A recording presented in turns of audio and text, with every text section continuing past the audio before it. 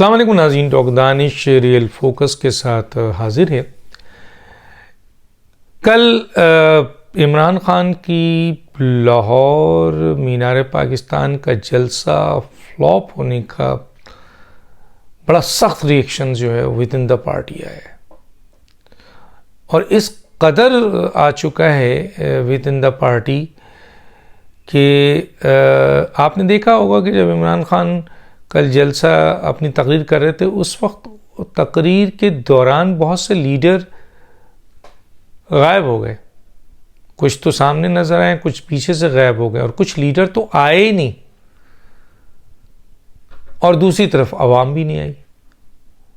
तो इमरान खान का क्या हाल होगा आप सोचिए कि जिस शख्स ने एक ट्वीट किया था कि ये पाकिस्तान की तारीख़ में लाहौर का सबसे बड़ा जलसा होगा और वो बार बार ये कह रहे हैं कि इस वक्त वो पॉपुलैरिटी के पीक पे है, वो पूरी दुनिया में ये इस्टेब्लिश कर रहा है कि पूरी कौम उनके साथ है। वो ये इम्प्रेशन दे रहे हैं हर तरफ, चाहे वो इस्टेब्लिशमेंट हो, चाहे जुडिशरी हो, चाहे आपके अपोजिशन हो, चाहे कोई भी हो, चाहे इंटरनेशनल कुव्वतें हों, कि आवाम इमरान खान के साथ खड़ी है और इमरान खान इलेक्शन लड़ेंगे तो 2/3 मेजॉरिटी से ज़्यादा वोट लेकर आएंगे। ग्राउंड रियलिटीज़ कुछ और है, लेकिन इमरान खान का ये प्रोपेगेंडा और उनका मीडिया सेल ये इस्टेब्लिश कर रहा है। नेशनल मीडिया में भी आइए तो ये सुनिए उनके लोगों से कि आप इलेक्शन करा लें, फिर देखें 2/3 मेजॉरिटी इमरान खान को मिलेगी। जनाब आली इमरान खान साहब के पीछे लो, अरे यार जिस भी गवर्नमेंट 75 साल देख लें, नवाज शरीफ साहब की गवर्नमेंट आई, बेनज़ीर अपोजिशन में गई, लोग गवर्नमेंट के ख़िलाफ़ हो गए, जबकि गवर्नमेंट लाने में वही अवाम थी। फिर जब बेनज़ीर की अपोजिशन में थी उनको सपोर्ट किया अवाम ने, जब वो हुकूमत में आई और ज़ाहिर है अवाम हुकूमत से नाराज़ होते हैं। ये एक फितरती अमल है। इमरान खान जब हुकूमत में थे तो 13 में से 11 ज़िमनी इलेक्शन हार गए, इतने अनपॉपुलर हो गए थे। तो आज मौजूदा हुकूमत अगर अनपॉपुलर है और इमरान खान को पॉपुलरिटी मिल रही है, ये एक नॉर्मल प्रोसीजर है जो 76 साल में होता रहा है, कोई बड़ी बात नहीं है। इमरान खान ने इसको हवा बना दिया है, इमरान खान के लोगों ने इसको हवा बना दिया है। और फिर शट अप कॉल जब मिली, जब इमरान खान को गोली लगी, 2,500 लोग पूरे पाकिस्तान से निकले। फिर शट अप कॉल कब मिली, जब इमरान खान साहब ने कहा कि जी लॉन्ग मार्च करेंगे, 7,000 अफराद निकले। 62% पाकिस्तान की आबादी के सूबों में, यानी 25 करोड़ आबादी है, तो समझ लें 62% कितना हुआ, 12 करोड़ से ज़्यादा ही हुआ ना। 7,000, 6,000, 5,000 अफराद। जब इन्होंने जेल भरो तहरीक की तो 100, 75, 80, 60 लोग नहीं थे। लीडर्स भी भाग गए, जो लीडर गए वो उनके रिश्तेदार चीख रहे हैं कि जी इन्हें रहा करो। तो गोया इमरान खान साहब को जलसों में, और वो मैं बता चुका हूँ क्यों जलसे उनके अक्सर बेहतर हो जाते हैं। बहुत कामयाब तो मैं नहीं कह सकता। हॉकी स्टेडियम थी, 40,000 बिल्कुल भरा था, वो बहुत बड़ी तादाद थी, अच्छा गैदरिंग थी और उसी की पिक्चर लेके वो हर जलसे में लगाते हैं। कल वाले जलसे में भी लगा दिया। तो इमरान खान साहब को ये जोम और इनके लोगों को ये जोम था और वो कल लाहौरियों ने निकाल दिया, उतार दिया। कराची वाले पहले ही उतार चुके हैं, बल्दियात वाले सिंध और आज़ाद कश्मीर और KPK उतार चुके हैं। बहरहाल, लेकिन इमरान खान नहीं मानते और इमरान खान का यही पूरी दुनिया, जनाब आवाम उनके साथ है, कौम है। कल की तकरीर में भी उन्होंने कहा, चीफ जस्टिस साहब, जजेस साहब, कौम आपके पीछे है। भाई who the hell are you यार, आप ये कहेंगे कौम उनके पीछे है। तो फिर मैंने लास्ट वीडियो में बताया कि कौम किसके पीछे है। तो बहरहाल इमरान खान को लाहौर का जो जलसा है उसके इसमें बहुत वो है। आपको पता है शाह महमूद कुरैशी साहब प्रोविंशियल असम्बली से इलेक्शन लड़ना चाहते हैं। किसी ने पूछा भी कि आप प्रोविंशियल असम्बली का इलेक्शन लड़ रहे हैं, तो लास्ट टाइम भी आप लड़े थे, आप हार गए थे और आपने कहा था कि आपको PTI के लोगों ने हराया है। अपने पीटीआई के लोगों ने हराया है। तो इस दफ़ा भी पीटीआई के लोग आ रहे हैं, क्योंकि इमरान खान तो आपको वज़ीर आलाशिप नहीं देंगे। तो उन्होंने एक निजी गुफ्तगू में कहा है कि अगर मुझे वज़ीर आलाशिप नहीं दी तो मैं पार्टी छोड़ दूंगा। अगर इस दफ़ा इमरान खान ने मुझे वज़ीर आलाशिप नहीं दी तो मैं पीटीआई की पार्टी छोड़ दूंगा। शाह अहमद कुरैशी 3 दफ़ा पहले भी पीटीआई से इस्तीफ़ा देने के लिए राज़ी हो गए थे। एक दफ़ा तो नई मुल्क को उन्होंने इंटीरियर सिंध से फ़ोन किया कि जो उनके साथ सलूक हुआ तो उन्होंने कहा जी मैं इस्तीफ़ा दे रहा हूँ। एक दफ़ा जब जहांगीर तरीन ने इनको अपनी जहाज़ से उतार दिया और सिर्फ इमरान को लेके चले गए तो उस वक्त ही इस्तीफ़ा दे रहे थे। एक दफ़ा और जब जहांगीर तरीन और इनमें डिस्प्यूट पैदा हुआ तो उस वक्त भी इस्तीफ़ा दे रहे थे। और अब जबकि खुद उनका वीडियो बयान मौजूद है शाह अहमद कुरैशी साहब का कि मुझे हरवाया गया था 2018 में, और क्यों हरवाया गया था, ताकि मैं वज़ीर आला का कैंडिडेट ना बन सकूं। तो इस वक्त वज़ीर आला के कैंडिडेट के लिए शाह अहमद कुरैशी अपने आप को सबसे सूटेबल कहते हैं। इमरान खान की गिरफ्तारी और नाअहलियत में पार्टी का सरबरा अपने आप को कहते हैं। और जिस ज़माने में वज़ीर आज़म के लिए कि जी -1 इमरान करके वज़ीर आज़म बनाने की बात की थी, उस वक्त भी शेरवानी बनाया था। तो शाह अहमद कुरैशी इस वक्त सबसे आगे हैं। अब यहाँ पर एक जो नई बात आई वो ये है कि अब वो इलेक्शन लड़ रहे हैं, प्रोविंशियल से गए, और पहले से माइंड उन्होंने प्लान किया है कि मैंने वज़ीर आलाशिप लेना है और मुझे वज़ीर आलाशिप इस दफ़ा इमरान खान ने नहीं दी, कोई भी गड़बड़ हुई मैं पार्टी छोड़ दूँगा। पार्टी तो बहुत से लोग छोड़ रहे हैं, क्योंकि कल जो वारदात हुई है, कल जो सूरत हाल है, इमरान खान कुछ लोगों को चार्जशीट कर रहे हैं, कुछ लोगों को गालियाँ दी हैं, और वो गालियाँ जिनको दी हैं वो तो पहली पार्टी छोड़ के बैठे हुए हैं एक लिहाज से। कुछ लोग ऐसे हैं जो खुशामद पसंद इतने हैं कि वो अपने आप को खुशामद के तौर पर सामने लाते हैं, लेकिन पीछे से वो भी पार्टी से मुखलिस नहीं है। अगर परवेज़ खटक, असद उमर, ये या फवाद चौधरी या आज़म स्वाति या और दूसरे लोग, कोई सिंसियर नहीं है। सब ने अपना आंकड़ा कहीं ना कहीं फिट किया हुआ है। किसी का आंकड़ा नहीं मिल रहा है तो वो इमरान खान को नौज़ुबिल्लाह खुदा बना रहा है। तो बहरहाल ये एक चीज़, और दूसरी चीज़ ये है कि असद उमर पे गद्दारी का मुकदमा हुकूमत कायम करने जा रही है, क्योंकि बहुत प्रेशर आ गया है। असद कैसर के ऊपर गद्दारी का मुकदमा कायम करने के लिए हुकूमत जारी, हुकूमत पे प्रेशर है। हुकूमत के अपने लोग कह रहे हैं कि अगर कोई और होता और इस तरीके से किसी बैन-अक़वामी लोगों को, इदारों को, पार्लियामेंट को, एजेंसीज़ को, उनको ख़त लिख कर पाकिस्तान में मुदाखलत की दावत देता तो गोया वो पाकिस्तान का गद्दार है। ये कानून है, आईन है कि आप बैरूनी ताकतों को पाकिस्तान के अंदरूनी मामलात में अगर दखल अंदाजी के लिए लेटर लिख रहे हैं तो इसका मतलब है आप गद्दारी कर रहे हैं। तो इन पे बगावत का मुकदमा होना चाहिए। असद कैसर के ऊपर बगावत का मुकदमे की डिमांड शुरू हो गई है। अब आया ये हुकूमत कब देती है, क्योंकि हुकूमत बहुत बुज़दिल है और उनके अपने लोग कह रहे हैं कि जी दीजिए। अपने लोग चीख रहे हैं कि अगर ये हम होते या कोई और होता तो अब तक तो बगावत का मुकदमा हम पे कायम हो जाता, तो असद कैसर पे क्यों नहीं। अभी असद कैसर ने ये काम ख़त्म नहीं किया है कि शीरी मज़ारी ने संभाल लिया, उसने भी ख़त लिख दिया।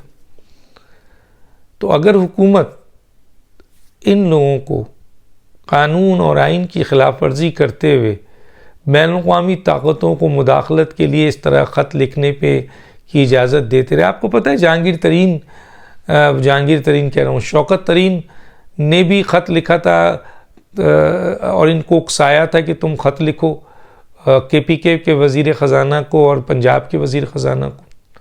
तो उन पर भी मुकदमा बना है, लेकिन वो कहाँ है, क्या एक्शन हो रहा है, कहाँ गया वो मुकदमा। शौकत तरीन पे जो मुकदमा बना था कहाँ गया। तो इसी तरह अगर मुकदमा आपने असद कैसर पे बनाना है तो बना लीजिए, लेकिन अगर वाकई जो हरकत इन्होंने की है वो बगावत के मुतरादिफ है, गद्दारी के मुतरादिफ है, उस पर एक्शन होना चाहिए। हुकूमत ने, वज़ीर आज़म ने एक चीज़ तो बहुत आला की है, और उन्होंने अभी जो इलेक्शन पोस्टपोन हुआ है, इलेक्शन कमीशन ने जो पोस्टपोन किया उस पर सदर ने वज़ीर आज़म को ख़त लिख दिया और वज़ीर आज़म को डायरेक्ट थ्रेट दिया है कि आप पर आर्टिकल 6 लग जाएगा। भाई सदर एकदम इमरान खान का ग़ुलाम हो चुका है ये आदमी। सदर के ओहदे को इसने दागदार कर दिया है, तबाह कर दिया इस शख्स ने।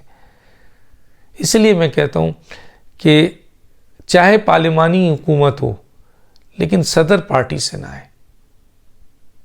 हालांकि वो सेरेमोनियल है, उसकी कोई ताकत नहीं है, लेकिन इस तरह गिर जाता है जब आदमी सदर बनकर, तो वो ओहदा बहुत बड़ा ओहदा है। हालांकि उसकी पावर्स नहीं है लेकिन वो ओहदा बड़ा है, इस्लामी जमहूरियत पाकिस्तान का सदर। लेकिन अगर वो एक पार्टी के सरबराह के सामने नाक रगड़े और जो वो कहे वो करे, तो फिर इस ओहदे की इज्जत तकरीम ज़ीरो कर दी, जितनी पहले हुई है लेकिन इतनी नहीं हुई थी। सदर ने तो बगावत कर दी थी इतने। तो इसलिए कहा जाता है कि पार्लिमानी हुकूमत हो, वज़ीर आज़म को इख्तियार हो, फेडरल गवर्नमेंट का मतलब सदर, वज़ीर आज़म और काबीना हो, सारे इख्तियार एग्जीक्यूटिव के वज़ीर आज़म के पास हो, लेकिन सदर को उसी सियासी जमात का कारकुन नहीं होना चाहिए, वरना वो नज़र आ जाता है। शहबाज शरीफ ने हिम्मत पकड़ी है, बड़ी ज़बरदस्त किस्म की जो है ना उन्होंने धुलाई की है सदर की, बड़ी ज़बरदस्त धुलाई की है। मैं वो पढ़ के आपको सुनाता हूँ। मुझे मज़ा आया कि प्राइम मिनिस्टर ने ज़िंदगी में पहली दफ़ा ज़िंदगी में उन्होंने धुनाई की है और बड़ी खूब ठाक की है। आइए मैं सुनाता हूँ आपको। वो ये है कि वज़ीर-ए-आज़म शहबाज शरीफ का सदर आरिफ अलवी को 5